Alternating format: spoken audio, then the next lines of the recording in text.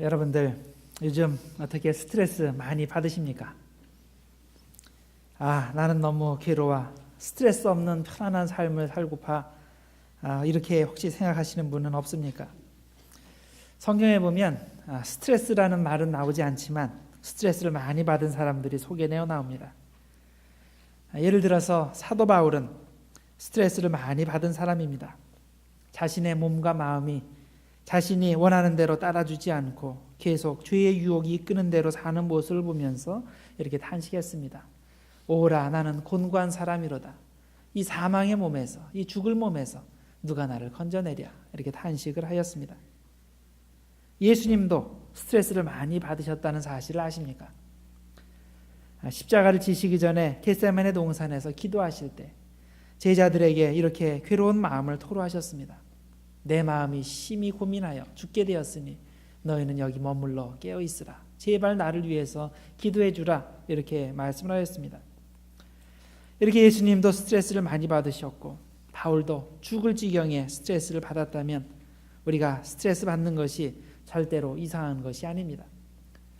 그렇게 거룩하신 예수님도 바울도 스트레스를 받았는데 하물며 보통 수준의 사람들인 우리들이 어떻게 스트레스 없이 매일 평온하기만 한 그런 삶을 살 수 있겠습니까?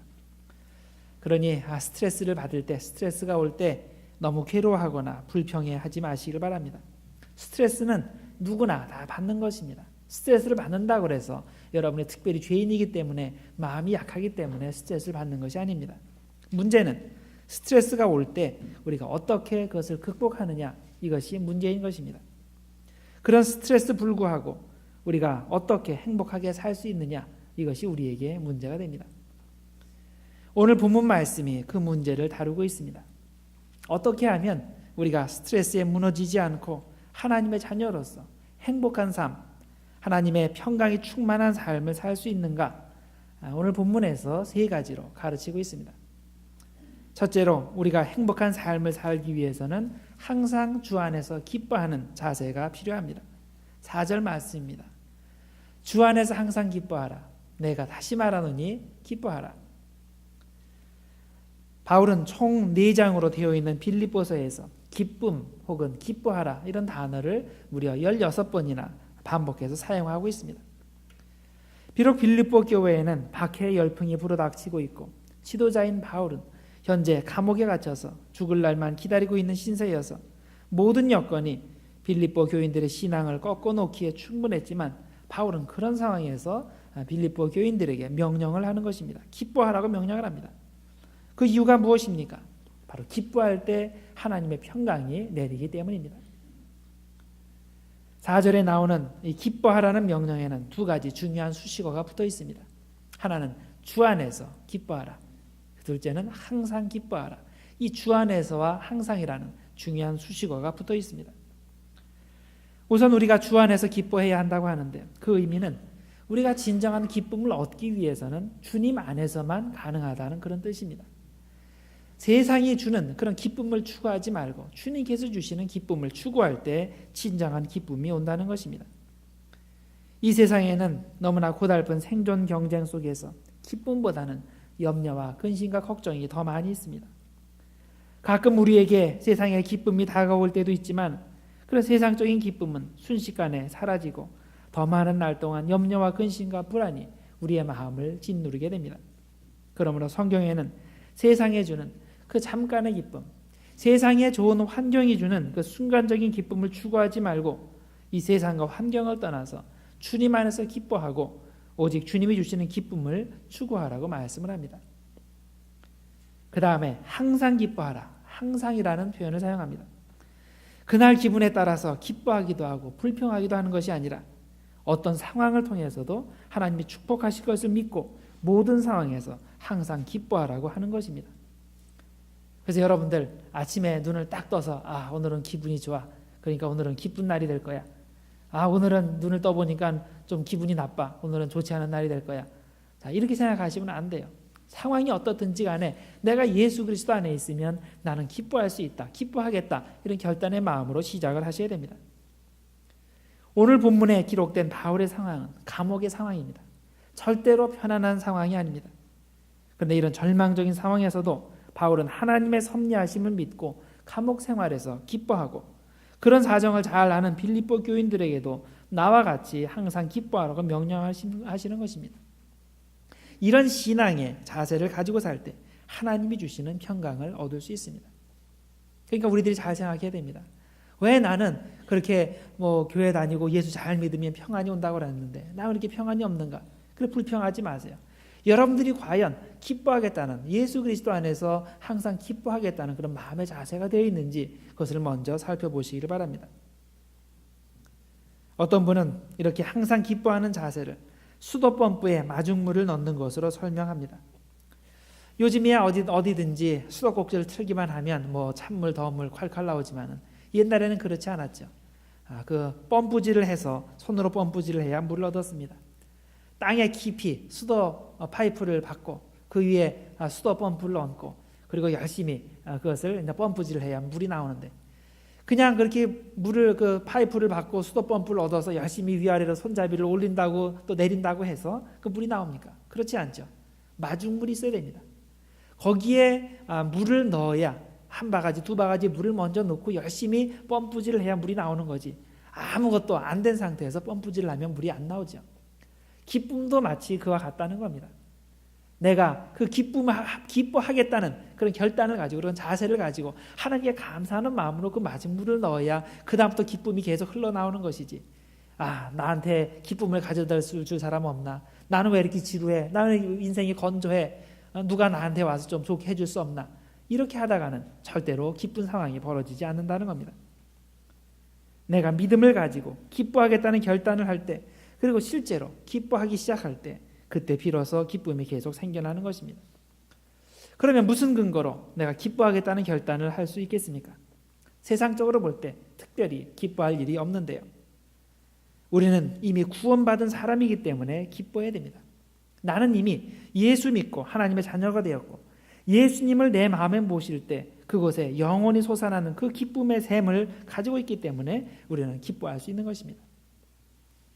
요한복음 4장에 보면 예수님께서 사마리아의 수가성에 사는 그 여인에게 다가가신 그런 장면이 나오죠.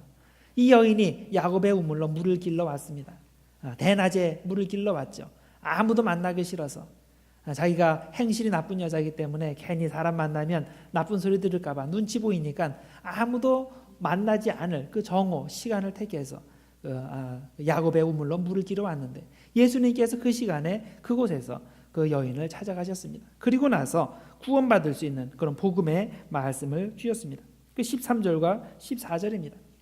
이 물을 마시는 자마다 다시 목마르려니와 내가 주는 물을 마시는 자는 영원히 목마르지 아니하리니 내가 주는 물은 그 속에서 영생하도록 솟아나는 샘물이 되리라. 예수 그리스도를 영접하고 예수 그리스도를 이제 마음의 중심에, 삶의 중심에 가지고 사는 사람은 이런 영생하도록 솟아나는 샘물이 있겠다는, 그렇게 해주겠다는 예수님의 약속의 말씀입니다.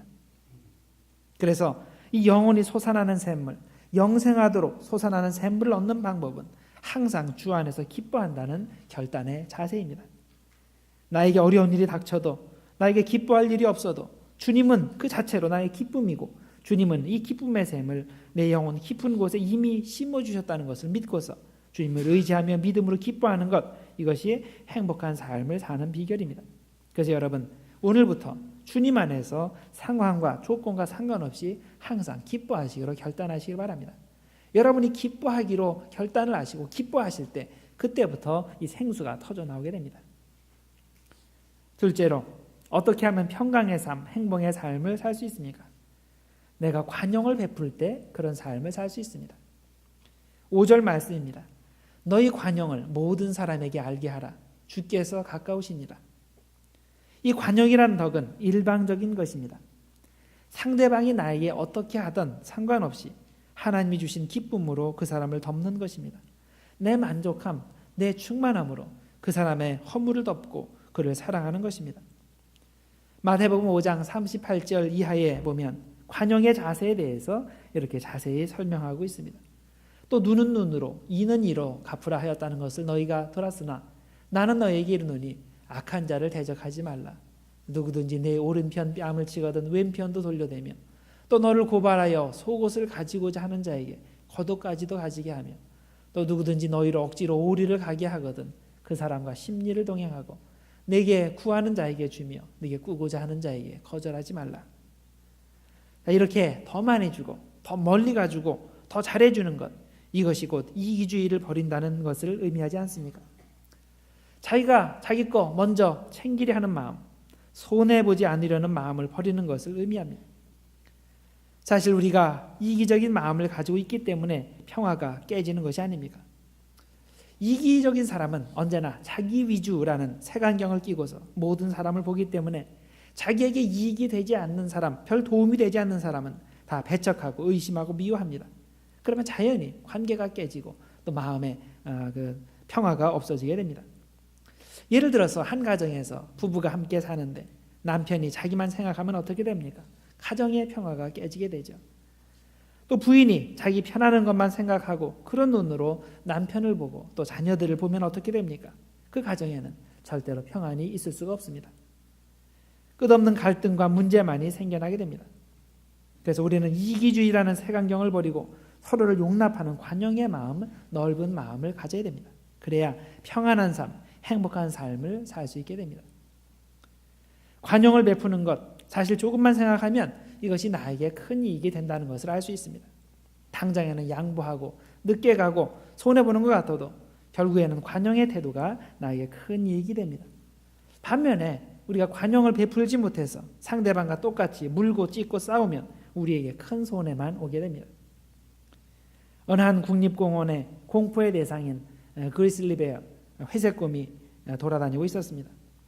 이 회색곰은 가끔 공원의 그 쓰레기 터에 내려와서 먹을 것을 찾아 먹게 되는데 이 회색곰이 음식을 먹을 때면 절대로 다른 짐승들은 거기에 얼씬도 하지 못합니다. 어찌나 이 회색곰이 거친지 사자도 여우도 승냥이도 그 옆에 다가오질 못합니다. 그런데 이 회색곰이 음식을 먹을 때 그것에 유유히 나타나서 함께 음식을 먹는 동물이 하나 있습니다. 그것이 뭔지 아십니까? 스컹크입니다. 조그만 스컹크예요. 스컹크는 와서 곰하고 함께 음식을 먹어도 그 곰이 절대 건드리질 않습니다. 한 발로 그냥 탁 쳐도 그 스컹크가 죽을 것 같은데 왜 그렇게 하지 않습니까? 다 아시죠? 스컹크가 방귀를 뀌면 곰이 하루 종일 고통을 당해야 하기 때문입니다. 그 냄새 때문에 하루 종일 뒹구는 것보다 참고 같이 먹는 게 좋은 선택인 겁니다. 여러분, 웬만하면 참고 용납하시길 바랍니다. 이게 안 되면 자신에게 손해가 옵니다. 여러분, 우리가 살다 보면 까다로운 사람, 보기 싫은 사람, 눈꼴 사나운 사람 왜 없습니까? 그런데 그런 사람들하고 붙어보았자 나만 손해입니다. 그런 사람들은 사실 문제 일으키는 것에 별로 신경을 안 씁니다. 워낙 평소에 남을 괴롭혀온 사람들이라 욕을 먹어도 별로 신경을 안 씁니다. 그런데 우리는 그렇지 못합니다. 참지 못하고 화를 내면 내가 먼저 손해를 보게 됩니다. 그래서 웬만하면 참고서 관용을 베풀고 그냥 지나가는 것이 좋습니다. 아니, 성경에서 말하는 것은 그냥 지나가라는 것이 아니라 그 정도를 지나서 적극적으로 더 잘해주라는 겁니다. 마태복음 7장에서 말씀하는 대로 오른편 뺨을 치면 왼편도 돌려대고 속옷을 달라 그러면 겉옷까지 주고 오리를 억지로 가게 하면 심리까지 같이 가주는 그 정도의 관용의 마음이 필요하다는 것입니다. 그럴 때 하나님의 평강이 우리 삶에 넘치게 되는 것입니다. 나는 왜 그 성경에서 말하는 그 정도의 그 놀라운 평안한 삶이 없는가? 자신의 삶의 태도를 보시길 바랍니다. 그러니까 여러분은 오리 가라고 하는 사람한테 심리까지 가질 용의가 있습니까? 속옷 달라 하는 사람한테 겉옷까지 줄 수 있는 그런 마음이 있습니까? 그런 관용의 마음이 있을 때, 또 그런 관용의 행동을 할 때 여러분의 삶 가운데 하나님 주시는 그런 평안이 넘치게 되는 것입니다. 그다음 세 번째로 우리가 행복한 삶을 살기 위해서는 염려하지 말고 기도할 줄 알아야 한다 하고 했습니다. 염려하지 말고 기도하라. 염려할 시간에 기도해야 됩니다. 6절과 7절입니다. 아무것도 염려하지 말고 다만 모든 일에 기도와 간구로 너희 구할 것을 감사함으로 하나님께 아뢰라. 그리하면 모든 지각에 뛰어난 하나님의 평강이 그리스도 예수 안에서 너희 마음과 생각을 지키시리라. 여기서 염려한다라는 말은 내가 원하는 대로 일이 이루어지지 않기 때문에, 아니면 원하는 대로 일이 이루어지지 않을까 봐 두려워서 걱정하고 속상해하고 그렇게 한다는 겁니다. 그런데 우리에게 이런 염려가 생길 때 어떻게 하라고 했습니까? 기도하라고 했습니다. 기도하라. 그러면 우리가 기도할 때 어떤 일이 벌어집니까? 인간의 모든 이해를 뛰어넘는 그런 하나님의 놀라운 평강이 우리의 마음과 생각을 지켜줄 것이라는 겁니다. 우리가 생각하는 이런 식도 저런 식도 아닌 전혀 다른 방식으로, 가장 좋은 방식으로 하나님께서 해결해 주신다는 것입니다. 그런데 여기서 우리가 주목해서 볼 사항이 있습니다. 그것은 성경이 우리에게 기도하라고 말을 할 때 그냥 기도하라 하고 그러지 않고 감사함으로 아뢰라 하고 되어 있다는 점입니다. 고민이 되고 화가 나고 속이 상한데 어떻게 감사의 마음이 있겠습니까? 그런데 그런 상황에서도 그런 상황을 감사하면서 하나님께 기도하라는 것입니다. 사실 어떤 사람을 보면 분명 감사할 수 없는 상황인데도 감사함으로 기도하는 사람이 있고, 또 어떤 사람은 당연히 감사해야 하는 상황인데도 감사할 줄 모르면서 염려와 불평으로 기도하는 그런 사람이 있습니다. 이 둘의 차이가 무엇이겠습니까? 하나님을 확실히 믿느냐 믿지 못하느냐의 그 차이가 있는 것입니다. 문제가 아무리 커 보여도 하나님의 은혜가 훨씬 더 크다는 것을 확신하면 우리는 감사함으로 기도할 수 있습니다. 아주 힘든 상황에서도 감사함으로 기도할 수 있습니다. 왜 그렇습니까? 하나님을 분명히 믿기 때문입니다. 그런데 하나님보다 문제가 더 크게 보이면 감사의 마음이 전혀 생기지 않는 것입니다. 결국 우리가 상황이 아니라 우리가 진짜 기본적으로 하나님께 감사하는 그런 마음이 있느냐 없느냐는 결국 하나님의 믿음이 어느 정도인가 그것을 알려주는 척도가 됩니다. 올라가기 힘들게 보이는 높은 나무를 앞에 두고 평범한 사람들은 뭐라고 말을 합니까? 못 올라갈 나무는 쳐다보지도 말라, 그렇게 얘기한다고 합니다. 그런데 조폭들은 뭐라고 말하는지 아십니까? 못 올라갈 나무는 미리 베어버리라, 그렇게 얘기를 한다고 합니다. 그럼 성공하는 사람들은 뭐라고 말할까요? 못 올라갈 나무는 사다리 놓고 올라가라, 그렇게 얘기한다고 합니다. 하나님이 우리에게 생명을 주시고 이 땅에 살게 하신 것은 그저 우리가 하루하루 밥이나 먹고 그럭저럭 살라고 하신 것이 아닙니다. 상황이 이끄는 대로 대충대충 살라고 하시는 것이 아닙니다. 하나님, 우리가 정말 이 땅에서 하나님의 자녀로서 풍성한 삶, 정말 행복하고 의미 있는 삶을 살라고 우리를 이 땅에 살게 하신 것입니다. 그럼 우리가 어떤 자세를 가지고 살아야 그런 풍성한 삶, 행복한 삶을 살 수 있습니까? 못 올라갈 나무라고 생각해서 그 앞에서 절망하거나 파괴적인 생각을 하거나 불평하면서 인생을 허비하는 것이 아니라 긍정적인 믿음을 가지고 오늘 본문 말씀에서 가르치는 방식대로 살아야 하는 것입니다.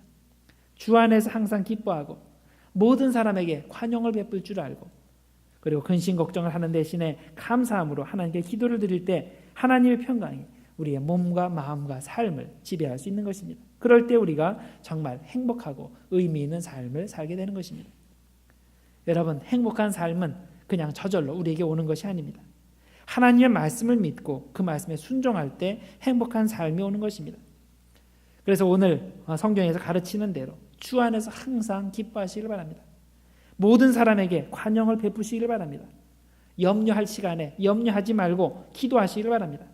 이렇게 결단하고 시행하는 여러분들에게 주님의 평강이 넘치게 되기를 주님의 이름으로 축원드립니다. 기도하겠습니다. 하나님 아버지, 감사합니다. 오늘 저희들이 어떻게 하면 하나님이 주시기를 원하시는 그 평강의 삶을 살 수 있는지를 생각해 보았습니다.